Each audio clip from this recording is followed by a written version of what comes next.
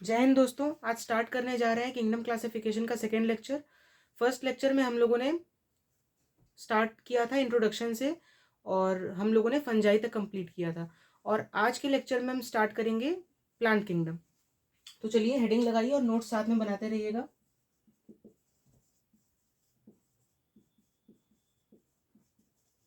Kingdom planting, ठीक है। तो बेसिकली इस किंगडम में हमको पढ़ना क्या है। इस किंगडम के दो सब किंगडम्स हैं, ठीक है। मैंने आपको टेक्सोनॉमी के हिसाब से बताया था कि क्या क्या हायरार्की होती है, और भी उसमें बहुत कुछ बताना बचा रह गया था, ठीक है। किंगडम आता है, फिर उसके बाद सब किंगडम आता है, ठीक है। तो किंगडम प्लांटे में दो सब किंगडम होते हैं। पहले को कहते हैं क्रिप्टोगेम और दूसरे को कहते हैं फेनोरोगेम,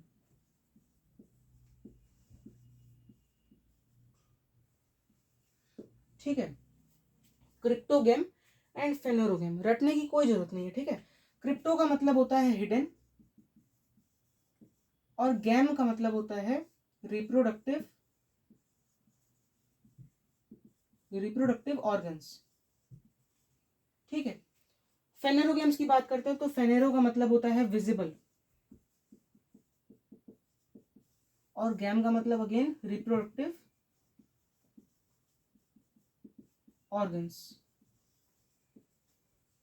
तो नाम से ही पता चल रहा है कि यहाँ पर क्या होगा, रिप्रोडक्टिव ऑर्गन्स। अगर प्लांट की बात करें तो रिप्रोडक्टिव ऑर्गन्स क्या होते हैं, फ्लावर्स होते हैं। तो यहाँ पर आपको फ्लावर्स नहीं दिखेंगे और ये जो क्रिप्टोगेम्स होंगे they will be seedless, they are seedless, ठीक है। और फेनेरोगेम की बात करें तो they will be flowering plants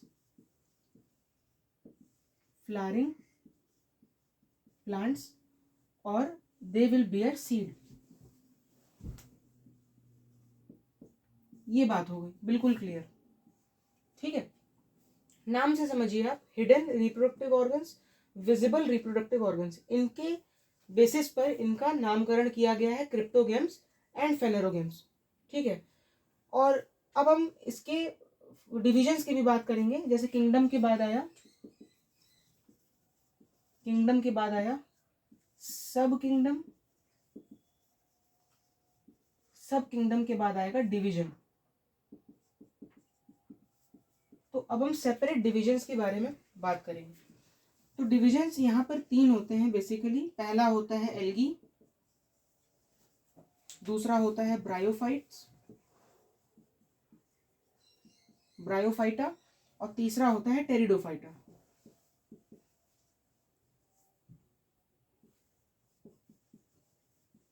algae को हम थैलोफाइटा भी बोलते हैं।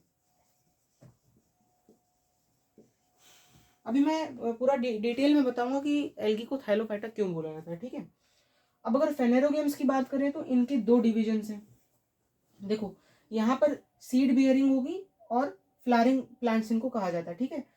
तो सबसे पहला आएगा जिम्नोस्पर्म और दूसरा आएगा एंजियोस्पर्म। अब इन सभी चीजों के बारे में हमको इन डिटेल पढ़ना है। तो पहले आप इसको नोट कर लीजिए, फिर उसके बाद मैं आपको स्टार्ट करता हूँ। उसके बाद हम एल्गी स्टार्ट करेंगे। पहले आप इसको नोट कर लीजिए। हो गया नोट? चलिए आगे बढ़ते हैं एल्गी की तरफ।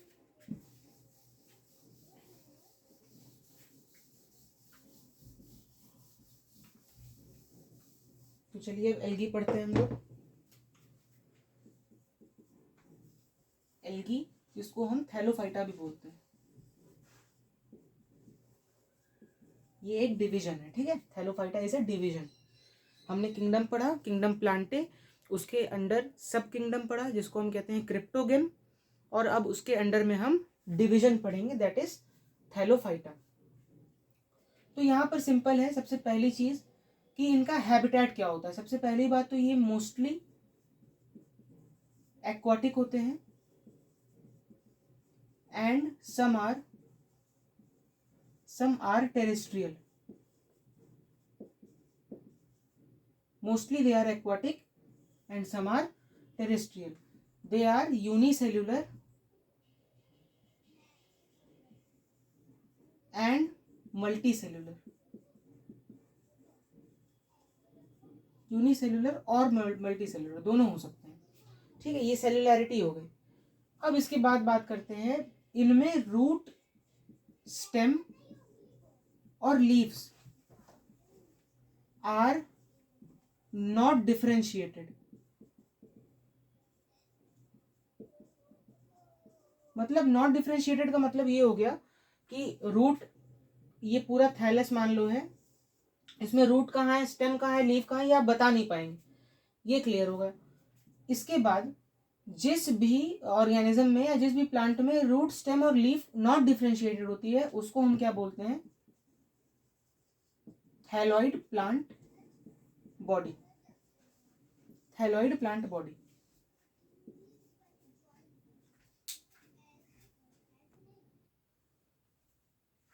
तो यहां पर हम देख रहे थे कि थैलॉइड प्लांट बॉडी होती है। थैलॉइड प्लांट बॉडी को हम थैलॉइड तब बोलते हैं जब प्लांट बॉडी में रूट, स्टेम और लीफ जो है वो नॉट डिफरेंशिएटेड, मतलब आप अलग अलग बता नहीं पाएंगे कौन सा पार्ट रूट है, कौन सा पार्ट स्टेम है और कौन सा पार्ट लीफ है। आगे बात करते हैं, तो इनमें कंडक्टिंग टिश्यू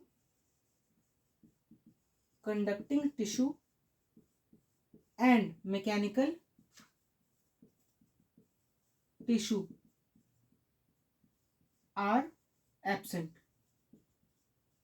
कोई भी कंडक्टिंग टिश्यू, वैस्कुलर बंडल जो आप बड़े प्लांट्स में पढ़े हैं, जाइलम, फ्लोएम के बारे में, या कोई भी तरह का मैकेनिकल टिश्यू जो इनको स्ट्रेंथ या सपोर्ट प्रोवाइड कर रहा है, वो यहाँ पर नहीं होता। ठीक है, अब अगर इनके पिगमेंट्स की बात करें, तो यहाँ पर क्लोरोफिल होता है, chlorophyll that is green pigment. और क्लोरोफिल के अलावा ब्लू ग्रीन एक साथ है। ठीक है, ब्लू ग्रीन पिगमेंट भी हो सकता है, रेड पिगमेंट भी हो सकता है, ब्राउन भी हो सकता है, और कुछ में तो पर्पल भी होता है, कुछ में पर्पल पिगमेंट भी प्रेजेंट होता है। ठीक है, ये पिगमेंट्स हो गए। ये जो एल्गी होते हैं ये ऑटोट्रॉफिक होते हैं। जैसे कि आपने देखा कि यहाँ पर क्लोरोफिल प्रेजेंट है, तो ये जो है फोटोसिंथेसिस की प्रोसेस को करेगा, फोटोसिंथेसिस को परफॉर्म करेगा। ठीक है, सेल वॉल इनकी, जैसे प्लांट से बिलोंग कर रहे हैं तो ऑब्वियस सी बात है सेल वॉल जो होगी, cell wall will be cellulosic, cellulose की बनी हुई सेल वॉल होगी। और ये रहते कैसे हैं, अब रहन सहन का इनका जो तरीका है, जो एल्गी रहते हैं, they can be in the form of colony, they can be in the form of filaments, और they can be individual.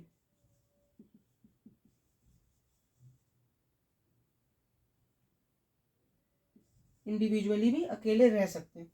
Filament के फॉर्म का मतलब होता है कि ऐसे कुछ बड़े बड़े फिलामेंट्स होंगे इस तरह। ठीक है, इसको फिलामेंटस फॉर्म कहते हैं। कॉलोनी की बात करें तो छोटे छोटे सेल्स मिल करके एक ग्रुप ऑफ सेल्स बनाएंगे। ठीक है, इसको हम कॉलोनी बोलते हैं। यहाँ पर अगर number of cells, shape of colony fix हो जाएगी तो हम उसको सिनोविया कहेंगे, उसके बारे में आपको नहीं पढ़ना। ठीक है, अब लास्ट टॉपिक यहाँ पर एल्गी में आता है जिसको हम बोलते हैं अल्टरनेशन ऑफ जनरेशन। और अल्टरनेशन ऑफ जनरेशन में आपको बता दूं कि आपको आगे ब्रायोफाइट्स में, टेरिडोफाइट्स में और कभी कभी हायर प्लांट्स में भी पढ़ने की जरूरत होती है। ठीक है, तो अल्टरनेशन ऑफ जनरेशन होता क्या है, अल्टरनेशन ऑफ जनरेशन। अब देखिए आपकी किताबों में लिखा होगा haploid gametophytic phase and diploid sporophytic phase, इससे ज्यादा और कुछ नहीं लिखा होगा। और उन एक लाइफ साइकिल में 2 फेज हो सकती है, ऐसा लिखा होगा। ठीक है, लेकिन मैं आपको इतना तो बता ही दूंगा, साथ में इसका डिटेल भी बताऊंगा। तो जिन लोगों को ये आउट ऑफ कोर्स लगे, हालांकि आउट ऑफ कोर्स ही है, तो वो इस पार्ट को स्किप कर सकते हैं। ठीक है, तो अल्टरनेशन ऑफ जनरेशन अभी मैं सबके लिए बता रहा हूँ। अल्टरनेशन ऑफ जनरेशन में क्या होता है, एक डिप्लॉइड स्पोरोफिटिक फेज होता है, एंड हैप्लॉइड गैमेटोफिटिक फेज होता है। Number 1 diploid sporophytic phase, number 2 haploid gametophytic phase. ये 2 फेज होते हैं एल्गी के लाइफ साइकिल में। लाइफ साइकिल में 2 फेज हो सकते हैं इन दी लाइफ साइकिल। ठीक है, अब इन दोनों फेजेस को समझना है। और लाइफ साइकिल में क्या होता है ना एल्गी के या और भी प्लांट्स के, ये अपने फेज में चेंज लाते हैं। डिप्लॉइड से हैप्लॉइड में आते हैं, हैप्लॉइड से डिप्लॉइड में जाते हैं। यानी कि स्पोरोफाइट से गैमेटोफाइट बनाते हैं, गैमेटोफाइट से स्पोरोफाइट बनाते हैं। ऐसा क्यों करते हैं इनके बारे में आपको नहीं पढ़ना है, लेकिन फिर भी मैं बताऊंगा। जिनको ज़्यादा लगेगा वो स्किप कर सकते हैं। ठीक है, तो अभी आप इसको नोट कर लीजिए, फिर उसके बाद बताते हैं। हो गया, चलिए। अल्टरनेशन ऑफ जनरेशन बहुत ही इंपॉर्टेंट टॉपिक है। बहुत सारे बच्चों को इसमें कंफ्यूजन होती है। ठीक है, अब सपोज करो कि एक ऑर्गेनिज्म है और वो डिप्लॉइड है, 2n डिप्लॉइड। तो प्लांट्स के टर्म्स में अगर देखा जाए तो जो ऑर्गेनिज्म डिप्लॉइड होते हैं हम उनको क्या बोलते हैं? स्पोरोफाइट बोलते हैं। स्पोरोफाइट, स्पोरोफाइट 2n को हम डिप्लॉइड 2n को हम स्पोरोफाइट बोलते हैं। ठीक है, अब स्पोरोफाइट जो है, देख रहे हो नाम स्पोरोफाइट, तो कुछ स्पोर्स बनाएगा, स्पोर्स बनाएगा। और ये स्पोर्स जो हैं, यही स्पोर्स गैमेटोफाइट को बनाएंगे। यही स्पोर्स गैमेटोफाइट को बनाएंगे। अब गैमेटोफाइट में भी 2 प्रकार होते हैं ना, एक होता है मेल गैमेटोफाइट और दूसरा होता है फीमेल गैमेटोफाइट। ठीक है, mail gametophyte and female gametophyte. तो यही स्पोर्स मेल गैमेटोफाइट भी बनाते हैं, यही स्पोर्स फीमेल गैमेटोफाइट भी बनाते हैं। अब देखो यहाँ पर क्या होता है ना कि स्पोरोफाइट जब स्पोर बनाता है तो यहाँ मियोसिस होती है। जो गैमीट्स में रिडक्शनल डिवीजन होता है ना, उसको हम मियोसिस बोलते हैं। और इस मियोसिस के कारण ये स्पोर्स बनते हैं। मियोसिस होने के कारण रिडक्शनल डिवीजन हो गया, यानी कि यहाँ पर क्रोमोसोम का नंबर हाफ हो जाएगा। यहाँ 2n था, यहाँ पर n हो जाएगा। और यही स्पोर्स गैमेटोफाइट बना रहे हैं, तो गैमेटोफाइट का भी प्लॉइडी जो होगा वो n होगा। यहाँ मेल गैमेटोफाइट का भी प्लॉइडी n, फीमेल गैमेटोफाइट का भी प्लॉइडी n। अब ये male gametophyte male gamete sperm बनाएगा और female gametophyte female gamete egg बनाएगा। इन दोनों की भी प्लॉइडी जो होगी वो n होगी, हैप्लॉइड। अब ये स्पर्म और एग जो है ये दोनों फ्यूज करेंगे, जिसको हम क्या बोलते हैं? फर्टिलाइजेशन बोलते हैं। और क्या बनाएंगे? जाइगोट बनाएंगे। नीचे का दिख तो रहा है ना? नहीं, थोड़ा सा ऊपर। मेल बनाया स्पर्म, फीमेल बनाई एग। स्पर्म एंड एग का फ्यूजन हुआ, बन जाता है जाइगोट। यहाँ पर n प्लॉइडी थी, यहाँ पर भी n प्लॉइडी है। जाइगोट n और n प्लस हो गया, 2n बन गया। यानी कि ये जाइगोट जो है 2n जिसकी प्लॉइडी है, ये आपका स्पोरोफाइट बनाएगा, that is diploid body of that plant. तो आप ये समझ पा रहे होंगे, मुझे लगता है थोड़ा सा हार्ड लग रहा होगा, लेकिन समझने की कोशिश करिए। एक है स्पोरोफाइट कंडीशन और एक है गैमेटोफाइट कंडीशन। यहां से लेकर के यहां तक अगर देखो तो ये पूरा जो है ये गैमेटोफाइट है, गैमेटोफाइट, दैट इज n। ठीक है, और यहां वाला अगर देखिए आप तो this is sporophyte, that is 2n। ठीक है, तो एल्गी में क्या होता है, ये गैमेटोफिटिक फेज जो है that is dominant over sporophytic phase. ठीक है, या gametophytic plant body is dominant over sporophytic plant body. ठीक है, फिर से मैं रिवाइज करवा दे रहा हूं एक बार। स्पोरोफाइट था 2n, स्पोरोफाइट ने गैमेटोफाइट बनाया। स्पोर वगैरह की बात छोड़ दीजिए, रिडक्शनल डिवीजन से गैमेटोफाइट बनाया। गैमेटोफाइट में मेल गैमेटोफाइट और फीमेल गैमेटोफाइट थे। इन दोनों गैमेटोफाइट्स ने गैमेट्स बनाए, गैमेट्स का फ्यूजन हुआ, जाइगोट बना, जाइगोट डेवलप्स इनटू स्पोरोफाइट। तो आप इनकी पूरी लाइफ साइकिल में, ये पूरा लाइफ साइकिल है, लाइफ साइकिल में आप 2 फेज देख पा रहे होंगे, एक है sporophyte phase and second one is gametophyte phase. और यहाँ पर आप देख रहे हैं कि स्पोरोफाइट से गैमेटोफाइट, गैमेटोफाइट से स्पोरोफाइट जो बन रहा है, इस प्रोसेस को कहते हैं अल्टरनेशन ऑफ जनरेशन। ठीक है, ये स्पोरोफाइट गैमेटोफाइट में चेंज हो रहा है, गैमेटोफाइट स्पोरोफाइट में चेंज हो रहा है। This process is known as alternation of generation. और यहाँ पर एल्गी में क्या होता है, मैं यहाँ पे स्पेसिफिकली लिख देता हूं, इन एल्गी द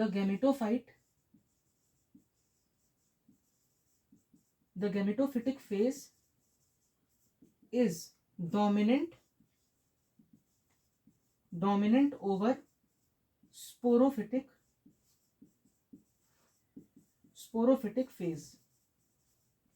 मतलब इसको समझ पा रहे हो? जो प्लांट बॉडी होगी एल्गी की, जो एल्गी आप देख रहे होंगे, वो क्या होगा, वो गैमेटोफिटिक फेज का होगा, मतलब वो गैमेटोफाइट प्लांट बॉडी होगी। मतलब मैक्सिमम टाइम इसके लाइफ साइकिल में ये गैमेटोफाइट की तरह एक्ट करेगा, बाद में ये स्पोरोफाइट बनाएगा फ्यू टाइम्स के लिए। ठीक है, अब इसका रीजन क्या होता है, गैमेटोफाइट ज्यादा देर तक है, स्पोरोफाइट कम टाइम तक है, इसका रीजन क्या होता है? गैमेटोफाइट का काम क्या है? देखो, गैमेटोफाइट का काम क्या है, अगर गैमेटोफाइट को कंसीडर करें तो इसका काम क्या है? इसका एक ही काम है, रिप्रोडक्शन। डायरेक्टली क्या है इसका काम? रिप्रोडक्शन है। गैमेट्स बना रहा है, फ्यूजन करा रहा है, जाइगोट 2n बना दे रहा है, और जाइगोट फाइनली स्पोरोफाइट बना रहा है। तो गैमेटोफिटिक फेज का काम यही होता है, रिप्रोडक्शन। स्पोरोफिटिक फेज का क्या काम होता है? ज्यादा देर तक अगर स्पोरोफिटिक फेज परसिस्ट कर रहा है तो इसका काम होता है ग्रोथ ऑफ प्लांट। तो मतलब आप समझ पा रहे हैं, जो ऑर्गेनिज्म ज्यादा देर तक स्पोरोफिटिक फेज में है, जो ऑर्गेनिज्म ज्यादा देर तक स्पोरोफिटिक फेज में है, वो सिंगल ऑर्गेनिज्म अपने ग्रोथ की तरफ ज्यादा निर्भर होगा। ठीक है, अपने ग्रोथ की तरफ ज्यादा निर्भर होगा। जो ऑर्गेनिज्म गैमेटोफिटिक फेज के जो जिसमें गैमेटोफिटिक फेज डोमिनेंट है, वो क्या करेगा? सिर्फ अपने नंबर बढ़ाने के लिए निर्भर करेगा। ठीक है, अपने नंबर बढ़ाने की तरफ झुका रहेगा, हमेशा रिप्रोडक्शन करेगा, ढेर सारे अपने नंबर्स को बढ़ाएगा, अपनी पॉपुलेशन को बढ़ाएगा। ऐसा क्यों कर रहा है? अब आप देखिए, एल्गी जो होता है ना, ये लोअर प्लांट्स में आता है, और मैक्सिमम लोअर ऑर्गेनिजम्स में अगर आप देखें तो अल्टरनेशन ऑफ जनरेशन में गैमेटोफिटिक फेज जो होता है वो डोमिनेंट होता है, इसीलिए क्योंकि उनको एक्सटेंशन का खतरा होता है, कहीं वो विलुप्त ना हो जाए, है ना। तो इसीलिए उनके में गैमेटोफिटिक फेज इज डोमिनेंट, क्योंकि उनको रिप्रोडक्शन करना है जल्दी जल्दी, और रिप्रोडक्शन करना है और फिर अपने पॉपुलेशन को बढ़ाना है। ठीक है, अपनी कॉन्टिन्यूटी को सस्टेन रखना है। लेकिन अगर आप ह्यूमन बींग्स को देखें तो ह्यूमन बींग्स मैक्सिमम टाइम अपने लाइफ साइकिल में डिप्लॉयड कंडीशन में रहते हैं। ठीक है, गैमीट्स तो कुछ क्षण भर के लिए बनते हैं, फिर वापस से वो फ्यूज कर जाते हैं, लेकिन मैक्सिमम टाइम अगर आप देखेंगे तो स्पोरोफाइट जो है ह्यूमंस में डोमिनेंट होता है, और एक ह्यूमन अपने आप को स्पोरोफिटिक फेज के दौरान ग्रोथ कराता रहता है। ठीक है, तो आप इसको पहले नोट कर लीजिए, अल्टरनेशन ऑफ जनरेशन। जिसको भी नहीं समझ में आया हो या ज़्यादा लग रहा हो उसको स्किप कर सकता है। इसके बाद हम स्टार्ट करेंगे ब्रायोफाइट्स। ठीक है, इसको आप पहले नोट करिए। चलिए अब आगे बढ़ते हैं ब्रायोफाइट्स की तरफ। आई होप आपको ये अल्टरनेशन ऑफ जनरेशन हार्ड नहीं लगा होगा। ये अल्टरनेशन ऑफ जनरेशन प्लांट्स में बार बार आगे आता रहेगा, इसीलिए मैंने अभी इन डिटेल आपको एक्सप्लेन कर दिया। चलिए ब्रायोफाइट्स को स्टार्ट करते हैं।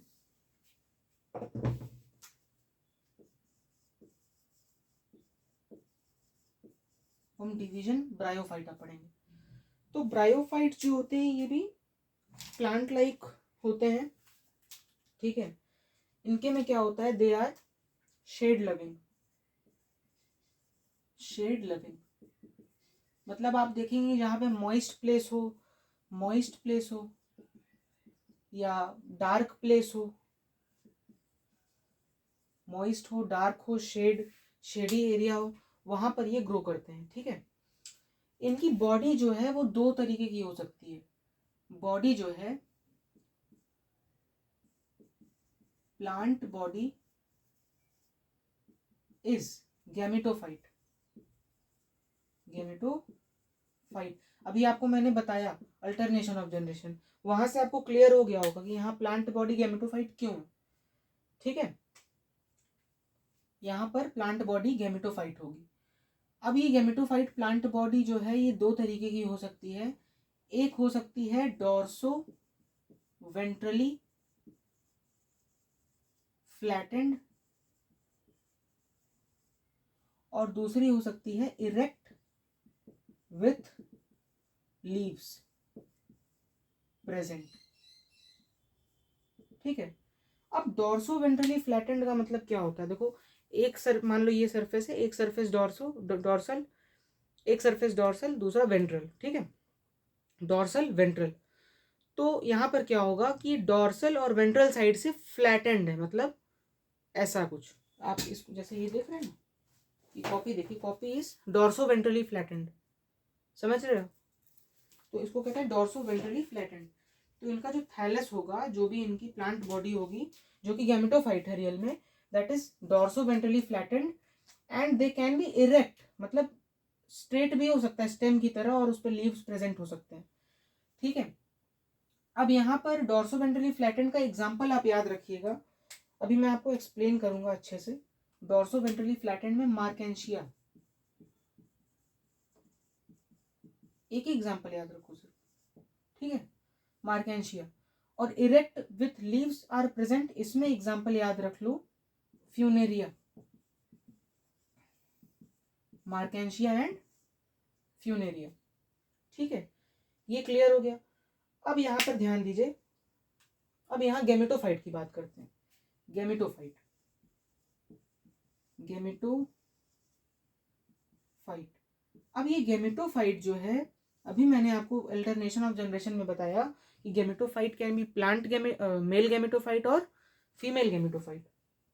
मेल गैमेटोफाइट भी हो सकता है, देखो ये मेल का सिंबल है, ये फीमेल का सिंबल है। ठीक है, जिसको नहीं पता वो जान ले, मेल का सिंबल एंड फीमेल का symbol, male gametophyte and female gametophyte. Male gametophyte is known as antheridium, female gametophyte is known as archegonium, archegonium. ठीक है, आर्कीगोनियम या आर्चीगोनियम दोनों कह सकते हैं, एंथ्रीडियम एंड आर्कीगोनियम। एंथ्रीडियम क्या करता है? This produces antherozoids, antherozoids. ठीक है, और आर्कीगोनियम में क्या होता है? एग होता है। अब this antherozoids what they do with the help of water, with the help of water they fertilize the egg, they fertilize the egg and fertilize करके जो है ये स्पोरोफाइट बना लेता है। फिर स्पोरोफाइट से वापस से एग को फर्टिलाइज किया, क्या बन गया? Sporophyte,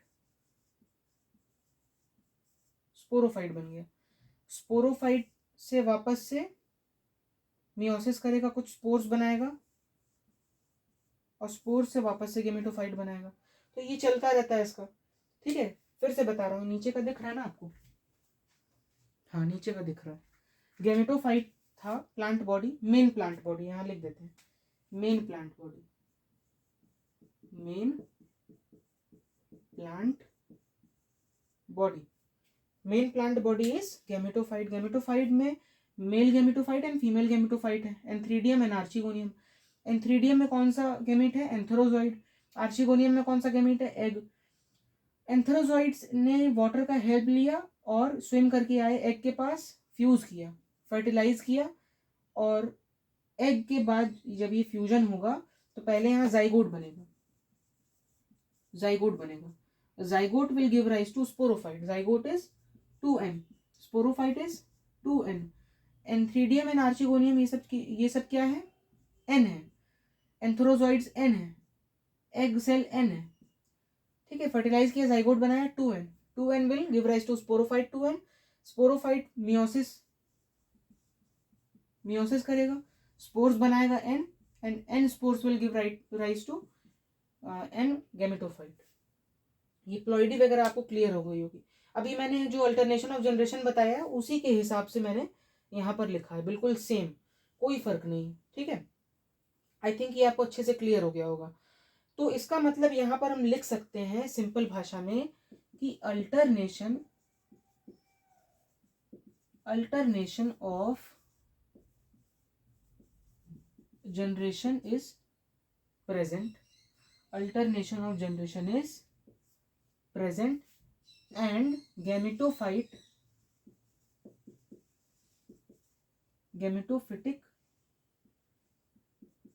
phase is dominant. अब गैमेटोफिटिक फेज क्यों डोमिनेंट है, अभी मैंने अल्टरनेशन ऑफ जनरेशन में पढ़ा दिया, जिसको डाउट है वो जाकर के देख सकता है। Gametophytic phase is dominant. अब यहां पर आप ध्यान दीजिए, गैमेटोफाइट था, गैमेटोफाइट ये था गैमेटोफाइट। गैमेटोफाइट ने एंथ्रीडिया बनाया, आर्चिगोनिया बनाया, यहां से एंथेरोजॉइड निकला, आर्चिगोनिया के पास गया, फ्यूज किया, फ्यूज करके क्या हुआ, फीमेल बॉडी पर क्या बनाया, जाइगोट, और zygote will give rise to sporophyte. तो ऐसा स्पोरोफाइट बन गया। तो आप ऐसे कई ठो देखेंगे कि ऐसे थैलस है, थैलस के ऊपर ऐसे लंबा लंबा स्पोरोफाइट ऐसे निकला रहेगा, ठीक है। तो यहां पर हम क्या लिख सकते हैं, स्पोरोफिटिक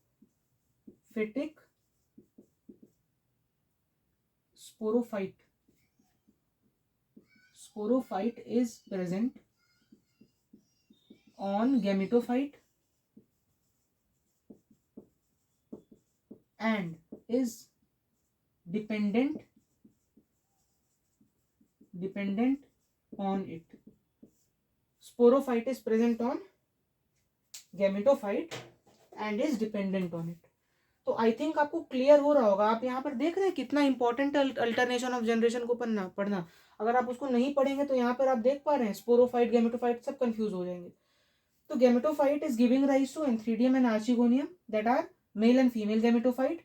यहाँ से गैमीट्स बन रहे हैं, सिंपल गैमीट्स बन रहे हैं, वाटर से, वाटर मीडियम में उनका फर्टिलाइजेशन हो रहा है, 2n जाइगोट बन रहा है, 2n zygote is giving rise to sporophyte, sporophyte भी 2n है, ठीक है। अब ये 2n स्पोरोफाइट मियोसिस से स्पोर्स बनाएगा and that spores will give rise to gametophyte वापस, ठीक है। तो यहाँ पर sporophytic and gametophytic alternation of generation है। और जैसा कि मैंने आपको बताया कि स्पोरोफाइट जो है गैमेटोफाइट के ऊपर ही प्रेजेंट है, उसका एग्जांपल ये है कि मान लो ये एंथ्रोजॉइड एंथ्रीडियम है, ये आर्चिगोनियम है, एंथ्रीडियम से एंथ्रोजॉइड्स निकल के गए आर्चिगोनियम पे, फर्टिलाइज किए, फर्टिलाइज करके ये क्या करेंगे, जाइगोट यहीं बना लेंगे और ये जाइगोट वापस से स्पोरोफाइट में चेंज हो जाएगा। तो आप देखेंगे कि ये पूरे गैमेटोफिटिक प्लांट बॉडी में, ये गैमेटोफिटिक प्लांट बॉडी है, ये गैमेटोफाइट है और इसके ऊपर जो ये निकला हुआ है ये दोनों, ये स्पोरोफाइट है, स्पोरोफाइट, ठीक है। Gametophyte is haploid, sporophyte is diploid. आप समझ पा रहे हैं। अभी स्पोरोफाइट वापस से क्या करेगा, देखो स्पोरोफाइट क्या कर रहा था, मियोसिस करके स्पोर बनाएगा, तो ये स्पोर बनाएगा, कुछ स्पोर्स निकलेंगे जाके जर्मिनेट कर जाएंगे इनटू गैमेटोफाइट, तो एक नया गैमेटोफाइट तैयार हो जाएगा। अब ये नया गैमेटोफाइट क्या करेगा, वापस से simple same process, antheridium archegonium develop करेगा, वापस से फर्टिलाइजेशन करेगा और ये प्रोसेस चलती रहेगी इसके लाइफ साइकिल में। तो आई थिंक आपको ये क्लियर हो गया होगा। तो ये ब्रायोफाइट्स का था। हाँ, इसमें एक और पॉइंट बचा है, मैं ये इरेज कर रहा हूँ, ये डायग्राम इरेज कर रहा हूँ, ठीक है। इसको आप फोटो खींचना है, नोट करना है, कर लीजिए पॉज करके, इसको इरेज कर रहा हूँ। अब एक क्वेश्चन आपके पेपर में आ सकता है, रीजनिंग क्वेश्चन, जो कि मैं आपको क्वेश्चन के फॉर्म में अभी यहाँ तुरंत बताने जा रहा हूँ। और वो क्वेश्चन ये है कि why bryophytes are called amphibians of plant kingdom। सोचो जरा, वाई ब्रायोफाइट्स, इसीलिए जानते हो मैंने जनरल कैरेक्टरिस्टिक्स में आपको पहले ये बताया ही नहीं कि ब्रायोफाइट्स को amphibians of the plant kingdom भी कहते हैं। मैंने सोचा कि मैं पूरा यहाँ बता दूंगा जनरल कैरेक्टरिस्टिक्स और फिर उसके बाद पूछूंगा why bryophytes are known as amphibians of the plant kingdom. अब आप एम्फीबियंस को जानते होंगे ना, एम्फीबियंस जैसे फ्रॉग हो गया, वो क्या करता है, वाटर में भी रहता है और टेरेस्ट्रियल भी है, एक्वाटिक भी है, टेरेस्ट्रियल भी है, ठीक है। फ्रॉग क्या करता है, अपने एग्स को ले करने के लिए कहाँ जाता है, वाटर के अंदर जाता है, क्योंकि उसके एग्स पर हार्ड शेल नहीं होता, तो वाटर के अंदर वो सेफ रखता है अपने एग्स को, ठीक है। तो यहाँ पर क्या हो रहा है कि एम्फीबियंस में फ्रॉग जो है एक्वाटिक भी है, टेरेस्ट्रियल भी है, amphibians are both aquatic and terrestrial. Bryophytes जो हैं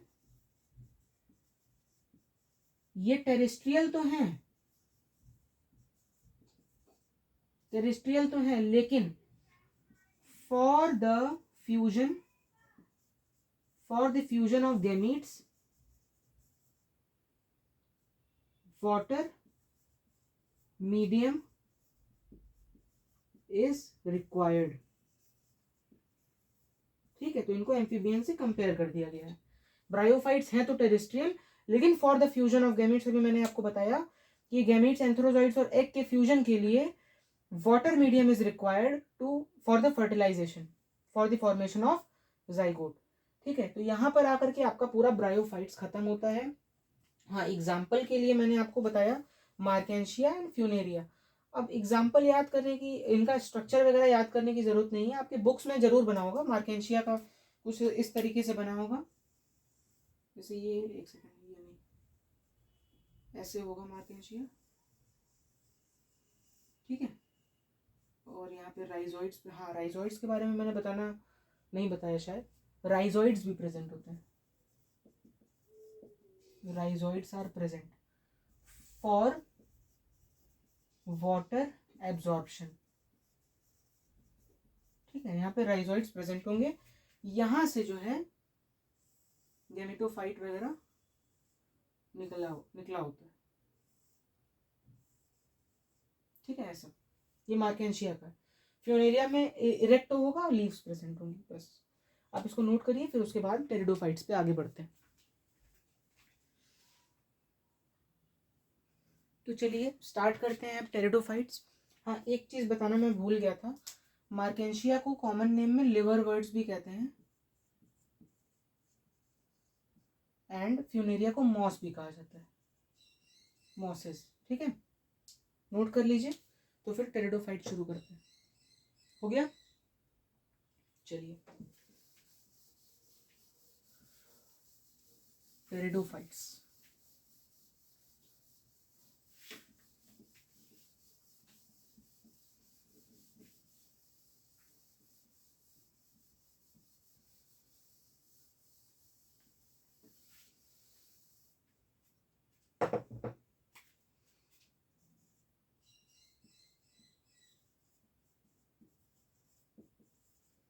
देखो, टेरिडोफाइट्स में आपको मेजर चेंज होता हुआ दिखेगा, उसको आप नोटिस जरूर करना, क्योंकि जनरल कैरेक्टरिस्टिक पूछेगा तो आप वही लिखिएगा।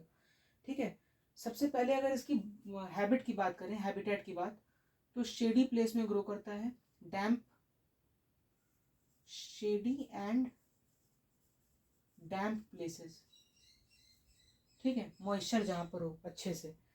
ठीक है, यहां पर root, stem and leaves are differentiated. यहाँ पर फुल डिफरेंशिएशन होता है, पहचान पाएंगे कि रूट कहाँ है, स्टेम कहाँ है, लीव्स कहाँ है। ठीक है, यहाँ पर अब आपको चेंज होता हुआ क्या दिखेगा, मैं इसको हाईलाइट करके लिख रहा हूं, sporophytic phase, sporophytic phase is dominant. ठीक है, अब लाइफ साइकिल वगैरह मैं नहीं बनाने जाऊंगा, वो बहुत डिटेल में हो जाएगा। ठीक है, आप इतना समझिए कि ब्रायो में और एल्गी में डोमिनेंट फेज क्या था, गेमेटोफिटिक, यहाँ पर स्पोरोफिटिक फेज इज डोमिनेंट। यहाँ पर स्पोरोफाइट जो है वो डोमिनेंट फेज है। और एक खास बात अगर इसकी बताएं, इनके लीव्स में, लीव्स में स्पोर्स प्रेजेंट होते हैं, लीव्स में स्पोर्स प्रेजेंट होते हैं, और इन लीव्स को जो है स्पोरोफिल कहा जाता है। ठीक है, एक ऐसे लीव जिसमें स्पोर्स प्रेजेंट है, इनको क्या कहा जाता है, sporophylls. These spores are responsible for asexual reproduction, asexual reproduction. ठीक है, इतना क्लियर हुआ। अब एक और बढ़िया बात, एक और इंटरेस्टिंग और डिस्टिंक्टिव फीचर इसका, स्पोरोफाइट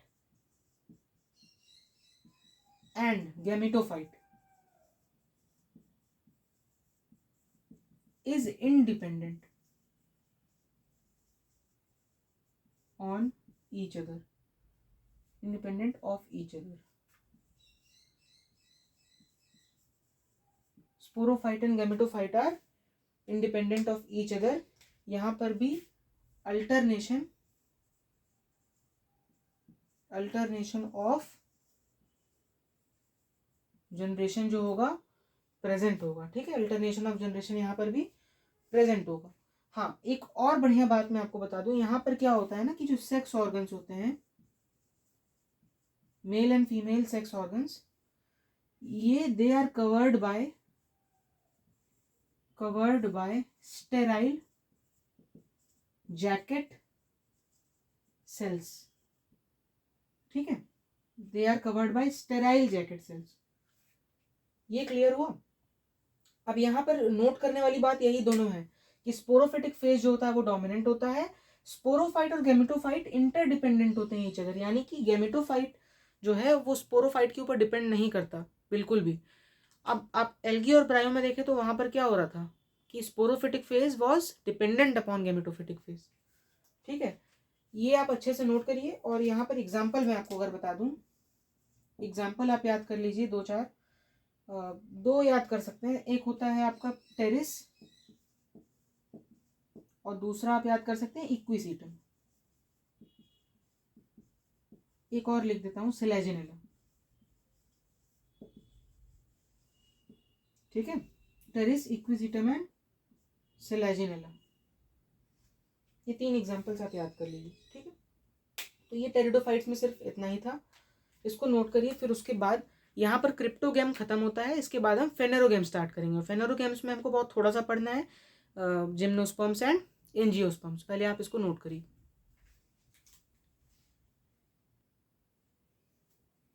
तो आइए अब स्टार्ट करते हैं हम लोग फेनेरोगैम्स के बारे में। इसमें एक पॉइंट आप ऐड कर लीजिएगा, बहुत ही इंपॉर्टेंट पॉइंट था, वो मैंने मिस किया है। वो है vascular system is well developed. ठीक है, बहुत अच्छा वैस्कुलर सिस्टम इनके में पाया जाता है। ठीक है, जिनको हम स्टील बोलते हैं, इनके वैस्कुलर सिस्टम को स्टील बोलते हैं। Steel is well developed. Steel आप याद करिए ना करिए, वैस्कुलर सिस्टम जरूर कहिएगा। ठीक है, ठीक है, vascular system is well developed, इसको नोट कर लीजिए। तो फिर हम फेनेरोगैम्स को स्टार्ट करते हैं। हो गया।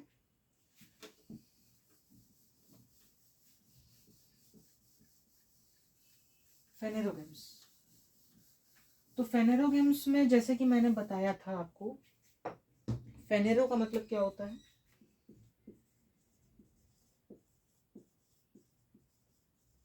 फेनेरोगैम, phanero means visible, gams means reproductive organs. ठीक है, और प्लांट में रिप्रोडक्टिव ऑर्गन क्या होता है? प्लांट में कौन सा रिप्रोडक्टिव ऑर्गन होगा? फ्लावर होगा, फ्लावरिंग प्लांट्स और हैविंग सीड। ठीक है, फ्लावरिंग भी होंगे और सीड भी इनके में होगा। ठीक है, पहली तो ये चीज हो गई। अब यहां पर आप देखेंगे कि रूट, स्टेम एंड लीफ, यहां पर भी आपको वेल डिफरेंशिएटेड मिलेगा। Root, stem and leaf are well differentiated. ठीक है, vascular system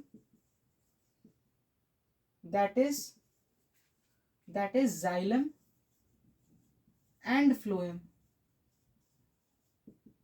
is well developed. Vascular system is well developed. यहां पर भी क्या होगा? Sporophyte will be dominant. अब स्पोरोफाइट डोमिनेंट होगा अगर, तो आप क्या नोटिस करेंगे? स्पोरोफाइट अगर डोमिनेंट होगा तो आप नोटिस करेंगे कि गैमेटोफाइट जो होगा, गैमेटोफाइट विल बी प्रेजेंट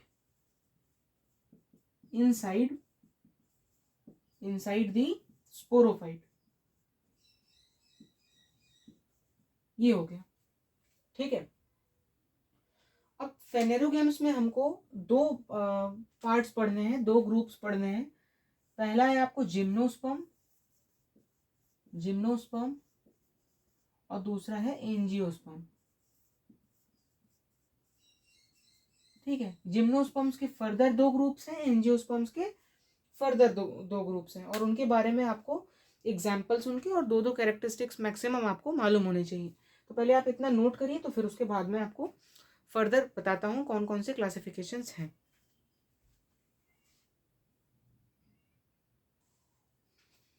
तो आइए आज के लेक्चर का लास्ट टॉपिक पढ़ते हैं, फेनेरोगेम्स। तो फेनेरोगेम्स के बारे में आपको मैंने बता दिया जनरल कैरेक्टरिस्टिक्स। इनका डिवीजन जो है दो ग्रुप्स में डिवाइडेड है, जिम्नोस्पर्म एंड एंजियोस्पर्म। जिम्नोस्पर्म है या एंजियोस्पर्म है। ठीक है, अब जिम्नोस्पर्म्स में क्या होता है कि प्रिमिटिव सीड प्लांट्स होते हैं, मतलब बहुत ही प्रिमिटिव टाइप का सीड होता है। ये कैसे पता चलता है? इनका सीड नेकेड होता है। ठीक है, कोई कवरिंग नहीं होती, क्योंकि इनका सीड ओवरी के अंदर प्रेजेंट नहीं होता, ओवरी के अंदर सीड फॉर्मेशन नहीं होता। और यहाँ पर क्या होता है, cones are present that are unisexual, मतलब male and female cones are present on same plant. ठीक है, they are unisexual and are known as strobili, और these cones represent flower. Okay, इसीलिए इनको फ्लावरिंग प्लांट्स भी बोलते हैं, फेनेरोगेम्स को। अब इनके दो डिविजन्स हैं, दो ग्रुप्स हैं। एक है सिकाडे, साइकाडे भी बोल सकते हैं, कोनिफर है। ठीक है, Cycadae are long lived, they are slow growing. Dioecious का क्या मतलब हो गया? डायोशियस का मतलब हो गया they are male and female cones are present on two different plant. ठीक है, and they have unbranched stem. और यहाँ पर जस्ट उल्टा है, ये मोनोशियस होंगे, यानी कि male and female cones are present on same plant. यहाँ पर ब्रांच स्टेम होगी, यहाँ पर अनब्रांच थी। ठीक है, एग्जाम्पल्स की बात करें तो एग्जाम्पल्स आप जरूर एक एक याद रखिए। इसका एग्जाम्पल है साइकस और इसका एग्जाम्पल है पाइनस। ये नीचे का दिख रहा है ना? हाँ, दिख रहा है, साइकस एंड पाइनस। ठीक है, ये क्लियर हो गया। अब आइए एंजियोस्पर्म्स पे। एंजियोस्पर्म्स आप जितने प्लांट्स आज देख रहे हैं, मोस्टली जो आपके आंख के सामने सारे के सारे एंजियोस्पर्म। ठीक है, they are true flowering plant. इनमें ट्रू फ्लावर आपको दिखाई देगा, फूल मतलब दिखाई देगा एक्सटर्नली। सीड्स जो होंगे वो कवर्ड होंगे, इनसाइड द ओवरी सीड्स का फॉर्मेशन होगा। ठीक है, इनके भी दो डिविजन्स हैं, मोनोकॉटिलिडने एंड डाइकॉटिलिडने। मोनोकॉट्स एंड डाइकॉट्स का नाम आपने बचपन से सुन रखा है, तो इनके बारे में ज़्यादा बताने की जरूरत नहीं है, इसलिए मैंने ऐसे लिख दिया 2-3 पॉइंट्स। सबसे पहली बात, सिंगल कॉटिलिडन होगा, मोनोकॉट यानी कि मोनो सिंगल कॉटिलिडन, डाइकॉट यानी कि दो कॉटिलिडन्स। पैरेलल वेनेशन प्रेजेंट होता है मोनोकॉट्स में, यानी कि अगर लीव्स ऐसी है तो all the veins will be parallel to each other, ऐसे वेन्स यहाँ पर ट्रेवल करेंगे। ठीक है, और रेटिकुलेट वेनेशन में क्या होता है? रेटिकुलेट में जैसे कि अगर ये लीफ है तो ये ऐसे वेन्स यहाँ पर ऐसे ब्रांचेस के रूप में दिखाई देंगे, तो इनको रेटिकुलेट वेनेशन बोलते हैं। यहाँ पर पैरेलल वेनेशन ये वाला, और यहाँ पर रेटिकुलेट वेनेशन ये वाला। ठीक है, यहाँ पर पेटल्स जो होंगे, जो कलरफुल वर्ल्स होते हैं, या तो 3 होंगे या तो मल्टीपल ऑफ 3 होंगे। यहाँ डाइकॉटिलिडनस में या तो पेटल्स 5 होंगे या तो मल्टीपल ऑफ 5 होंगे।